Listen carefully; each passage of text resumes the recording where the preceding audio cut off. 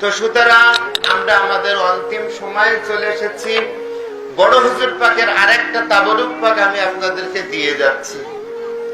বড় হুজুর পাক হাতের উপরে হাত রেখে বলতেন যে নাম পাক নেবে, নাম পাক নেবে, বালা মুসিবতে, বিপদে আপদে, রোগ শোকে যখনই হবে তখনই ইয়া শেখ আব্দুল কাদের শাইয়ানুল্লাহ বলবেন।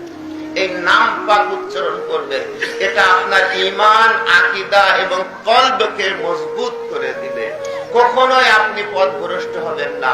শাহিন সাহেব বাগদাদ ওনার দস্তগিরে হাত দিয়ে, কুদরতি হাত দিয়ে আপনাকে সমস্ত বিপদ বালা মুসিবত থেকে টেনে একদম নাজাতের তরিতে এসে আপনাকে পৌঁছে দিবেন।